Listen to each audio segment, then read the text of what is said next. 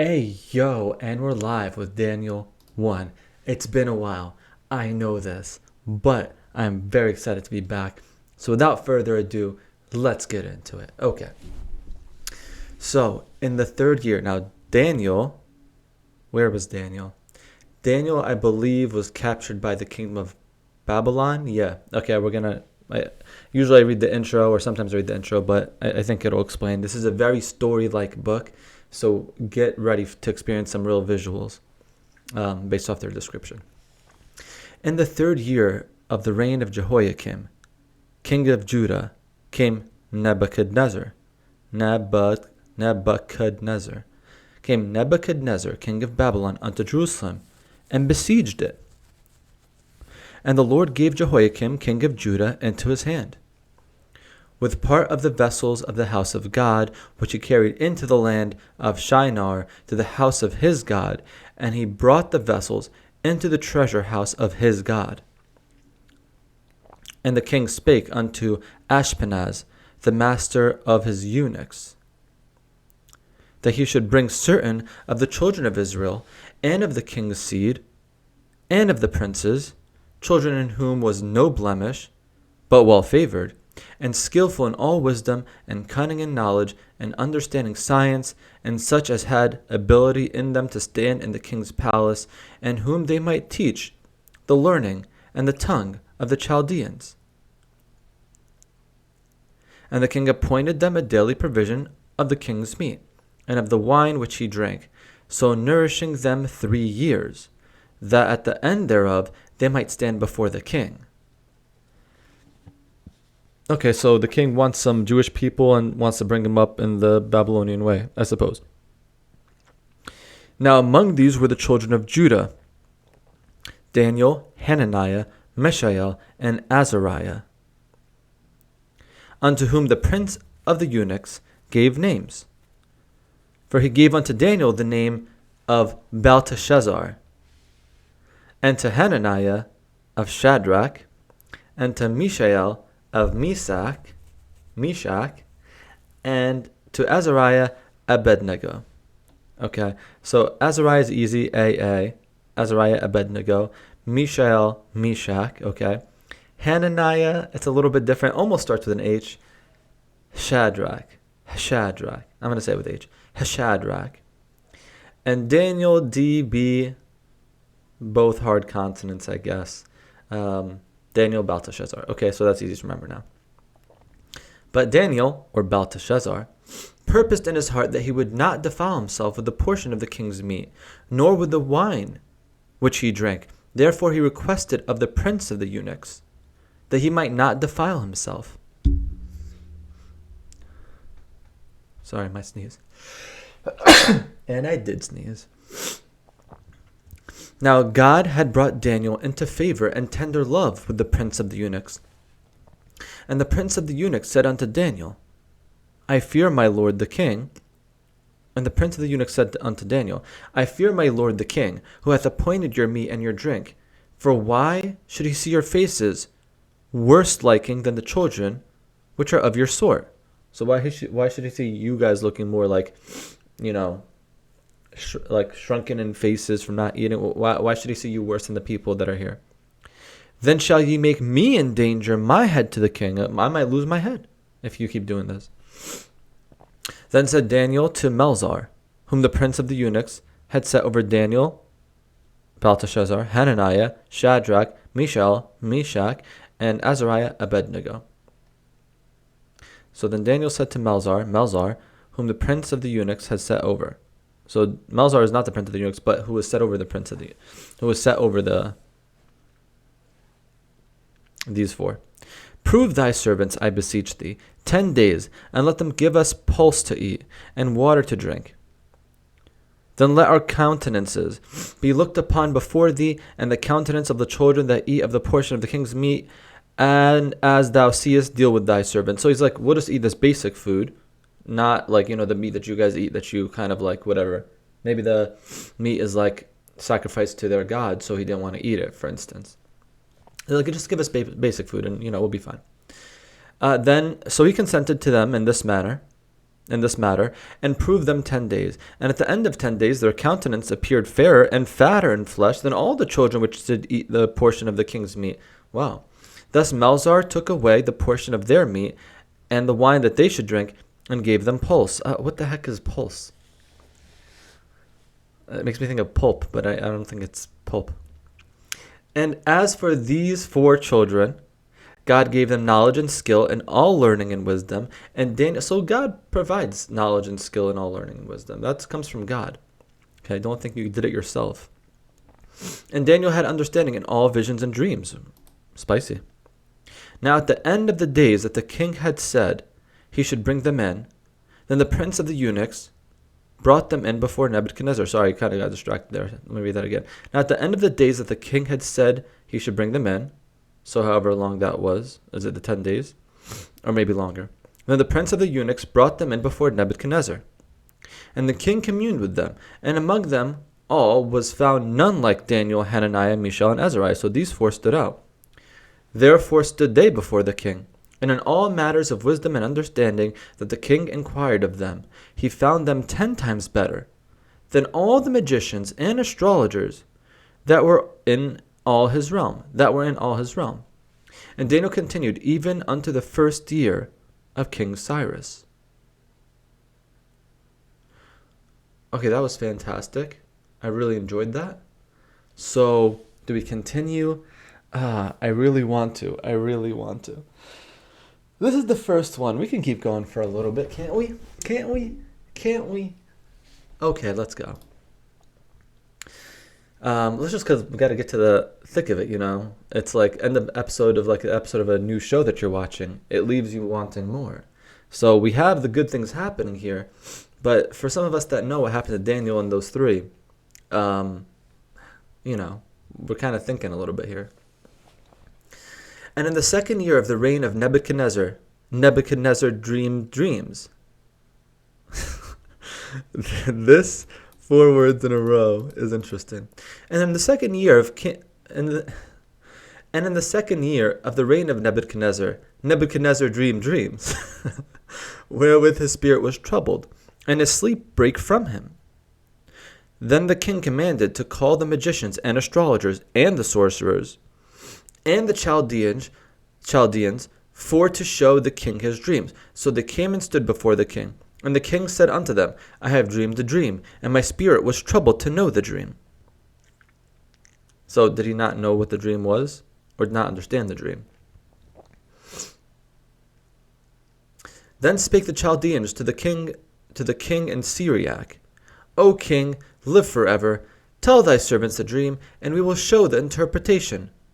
The king answered and said to the Chaldeans, The thing is gone from me, and if you will not make known unto me the dream with the interpretation thereof, you shall be cut in pieces, and your house shall be made a dunghill. Okay, this is kind of like a little high maintenance for a king. He comes and calls everyone, get in here, astrologers, whatever. Who are the astrologers, magicians, sorcerers, and Chaldeans? For some reason, Chaldeans have, they're among the ranks of astrologers, sorcerers, and magicians, and the Chaldeans. And he's like, guys, I had a dream. I need it interpreted. And the Chaldeans are like, tell us the dream. He's like, listen, I don't even know what the dream is. I just know that it bothered me. I feel uncomfortable. You need to tell me what the dream is and then interpret it for me. Or I'm going to kill you. I think it's kind of interesting. But if you show the dream and interpretation thereof, you shall receive of me gifts and reward and great honor. Therefore, show me the dream and the interpretation thereof. It's like a math teacher going okay, what's the answer? I don't know, you didn't give us a problem. No, you come up with the problem, and then you explain it to me. Otherwise, you fail. It's a little intense. They answered again and said, let the king tell his servants the dream, and we will show the interpretation of it. The king answered and said, I know of certainty that ye would gain the time, because ye see the thing is gone from me. So that you're stalling for time, is that what he's saying? The king answered and said, I know of certainty that you would gain the time, because you see the thing is gone from me. But if you will not make known unto me the dream, there is but one decree for you, for ye have prepared lying and corrupt words to speak before me, till the time be changed. Therefore tell me the dream, and I shall know that ye can show me the interpretation thereof. All right, I'm not going to trust your interpretation unless you can tell me the dream. You tell me the dream, I know you're going to interpret it well, because you called all the skilled people. The Chaldeans answered before the king and said, there is not a man upon the earth that can show the king's matter. Therefore, there is no king, lord, nor ruler that asks such things at any magician or astrologer or Chaldean. Okay, what are these Chaldeans and why are they so skilled? And it is a rare thing that the king requireth, and there is none other that can show it before the king, except the gods, whose dwelling is not with flesh. For this cause the king was angry and very furious, and commanded to destroy all the wise men of Babylon. And the decree went forth that the wise men should be slain, and they sought Daniel and his fellows to be slain. Then Daniel answered with counsel and wisdom to Arioch, the captain of the king's guard, which was gone forth to slay the wise men of Babylon. He answered and said to Arioch the king's captain, why is the decree so hasty from the king? Then Arioch made the thing known to Daniel. Then Daniel went in and desired of the king that he would give him time, and that he would show the king the interpretation. Then Daniel went to his house. Good job, Daniel. Coming to save the day. Then Daniel went to his house and made the thing known to Hananiah, Mishael, and Azariah, his companions, that they would desire mercies of the God of heaven concerning the secret. So, essentially, in a way, this is like Daniel telling his boys, Hananiah, Mishael, and Azariah, to pray, right? So prayer is important, something we can apply to our own lives, to asking people around us to pray. Then Daniel went to his house and made the thing known to Hananiah, Mishael, and Azariah, his companions, that they would desire mercies of the God of heaven concerning the secret, that Daniel and his fellows should not perish with the rest of the wise men of Babylon. Then was the secret revealed unto Daniel in a night vision. Then Daniel blessed the God of heaven. Daniel answered and said, blessed be the name of God forever and ever, for wisdom and might are his. And he changeth the times and the seasons. This is Daniel exalting God. He removeth kings and setteth up kings. He giveth wisdom unto the wise, and knowledge to them that know understanding. He revealeth the deep and secret things. He knoweth what is in the darkness, and the light dwelleth with him. I thank thee and praise thee, O thou God of my fathers, who hast given me wisdom and might, and hast made known unto me now what we desired of thee. For thou hast now made known unto us the king's matter. Very interesting that the Babylonians pray to a god, and the Jewish people pray to a god, but the Babylonians' god is a false god. And I guess you could see that in like Israel's history, when other people would come in, they wouldn't want to worship Israel's god. They would set up their own totems and gods and things. So they knew their God was different, and they still decided to worship them. Kind of like today's day and age. Therefore Daniel went unto Arioch, whom the king had ordained to destroy the wise men of Babylon. I thought he already spoke to him. Came back to him, I guess. And he went and said thus unto him, destroy not the wise men of Babylon. Bring me in before the king, and I will show unto the king the interpretation. Then Arioch brought in Daniel before the king in haste, and said thus unto him, I have found the man of the captives of Judah that will make known unto the king the interpretation. The king answered and said to Daniel, whose name was Balteshazzar, art thou able to make known unto me the dream which I have seen, and the interpretation thereof? So again, the same thing. Tell me the dream and interpretation. Daniel answered in the presence of the king and said, the secret which the king hath demanded cannot the wise men... Okay, let me read that again with proper emphasis. The secret which the king hath demanded cannot the wise men, the astrologers, the magicians, the soothsayers show unto the king. So cannot show unto the king. It's just the way the sentence structure is. Cannot these men show it unto the king. But there is a God in heaven that revealeth secrets, and maketh known to the king Nebuchadnezzar, which shall be in the latter days. The dream and the visions of thy head upon thy bed are these. As for thee, O king, thy thoughts came into my mind upon thy bed. So it came to me while I was in bed, what should come to pass hereafter. And he that revealeth secrets maketh known to thee what shall come to pass. But as for me, the secret is not revealed to me for any wisdom that I have more than any living thing. But as for me, the secret is not revealed to me for any wisdom that I have more than any living thing, but for their sakes that shall make known the interpretation to the king, and that thou mightest know the thoughts of thy heart. That last sentence I don't really understand, but anyway. Thou, O king, sawest, and behold, a great image. This great image, whose brightness was excellent, stood before thee, and the form thereof was terrible. The images, I don't know if terrible means bad, but terrible means like, I don't know, terrifying in a way. The image's head was of fine gold. His breast, and it might be terrible, I'm not sure, but it might not mean what we think it means. The image's head was of fine gold. So head, gold. The breast and his arms of silver. So chest, arm, silver. His belly and thighs of brass. So gold, silver, brass, iron, legs of iron, and his feet of part of iron and part of clay. Thou sawest till that a stone was cut out without hands, which smote the image upon his feet that were of iron and clay, and brake them to pieces. Then was the iron, the clay, the brass, the silver, and the gold broken to pieces together, and became like the chaff of the summer threshing floors. Threshing floors, I think, is where they beat the wheat. I don't know. And the wind carried them away, that no place was found for them. And the stone that smote the image became a great mountain, and filled the whole earth. This is the dream, and we will tell the interpretation thereof before the king. So that's the dream, and here's the interpretation. Thou, O king, art a king of kings, for the God of heaven hath given thee a kingdom, power, strength, and glory. And wheresoever the children of men dwell, the beasts of the field and the fowls of the heaven hath he given into thine hand, and had made thee ruler over them all.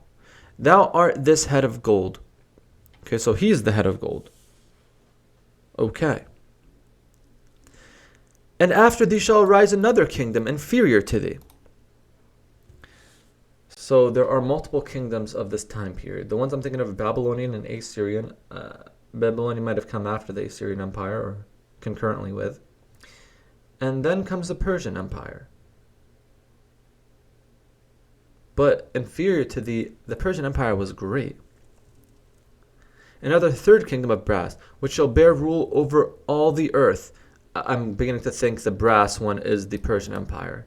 So the other kingdom inferior to thee, I don't know. Another third kingdom of brass, probably the Persian Empire, which shall bear rule over all the earth. It was a huge empire, so this might be a little bit of hyperbole, but close enough. As far as they know how far the earth goes, yes, all the earth. And the fourth kingdom, and a lot of expressions are used in the Bible, so sometimes you take an expression literally, and it's like stubborn as an ox.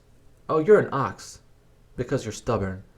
And then we would be like, okay, we get it. But somebody reading it literally 2,000 years in the future might be like, this man was an ox too? Was he half ox, half man? That sort of thing. So just keep that in mind. When it says over all the earth, it might just be an expression of the time saying very far and wide.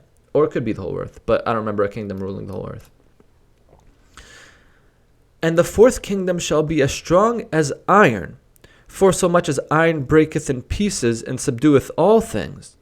All right, now some people say this was the Roman Empire, which I think I don't know why iron describes the Roman Empire, but maybe it was the Iron Age. Who knows? So iron breaketh in pieces and subdueth all things, and as iron that breaketh all these shall it break in pieces and bruise. And as iron that breaketh all these shall it break in pieces and bruise. So the Iron Kingdom will fall as well, which the Roman Empire did, if that's what it... And there's different interpretations for this, so just keep that in mind. I'm just giving my interpretation based off some things that I read, but I forget, so I might be making some stuff up, but seems right. I'm pretty sure the iron was the Roman Empire, at least in one of the interpretations. And whereas thou sawest the feet and toes, part of the potter's clay, and part of iron.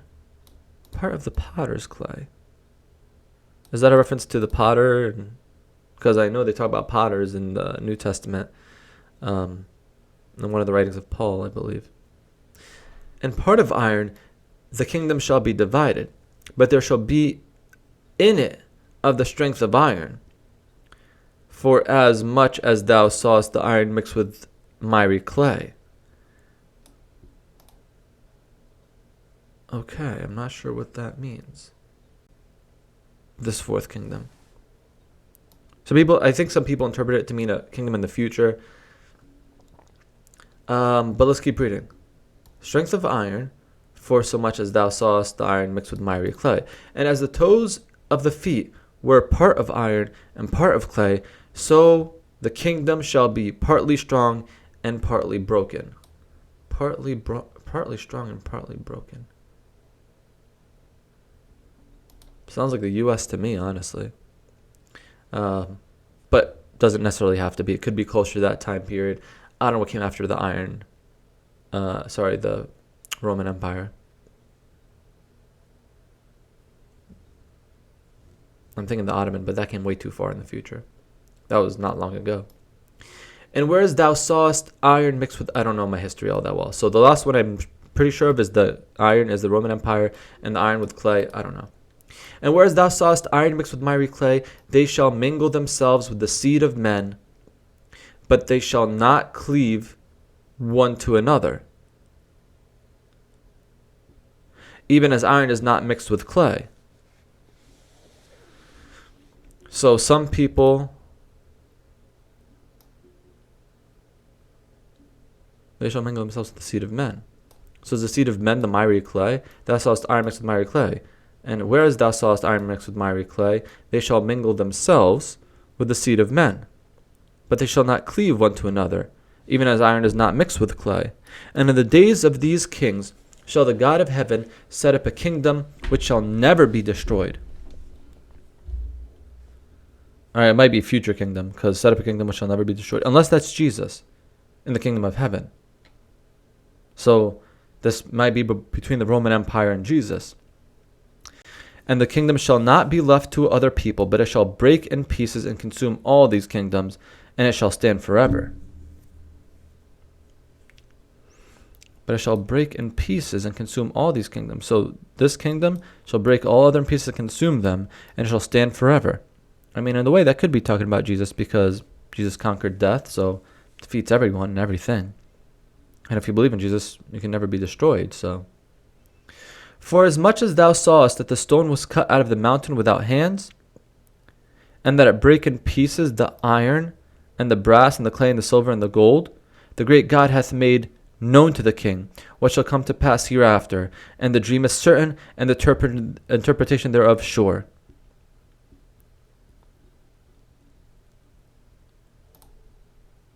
Then the king Nebuchadnezzar fell upon his face and worshipped Daniel, and commanded that they should offer an oblation of sweet odors unto him. The king answered unto Daniel and said, Of a truth it is, that your God is the God of gods, and the Lord of kings, and a revealer of secrets, seeing thou couldest reveal this secret. Then the king made Daniel a great man, and gave him many great gifts, and made him ruler over the whole province of Babylon. That's crazy. The king made Daniel a great man, and gave him many great gifts, and made him ruler over the whole province of Babylon, and chief of the governors over all the wise men of Babylon. Then Daniel requested the king, and he set Shadrach, Meshach, and Abed-Nego over the affairs of the province of Babylon, but Daniel sat in the gate of the king. Well, things seem to be looking up for Daniel and his companions. So we start with the introduction. Things go from almost killing all the wise men to Daniel coming to a very high place in the kingdom, as well as Shadrach, Meshach, and Abed-Nego, whose name is Hananiah, Azariah, and Meshaniah. All right, definitely got that last name wrong.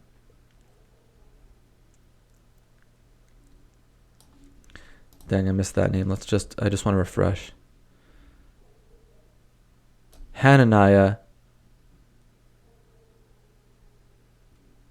Daniel, Mishael, and Azariah. So Hananiah to Shadrach, Mishael. Okay, there we go. All right, that's all I have for you today. We'll start with Daniel 3 next time. Stay tuned. I feel great. It feels great to be back. Feels great. I've been missing this in my life. So anyway, God bless you all abundantly. God bless me abundantly. And God willing, we'll be together soon. In Jesus' name, amen.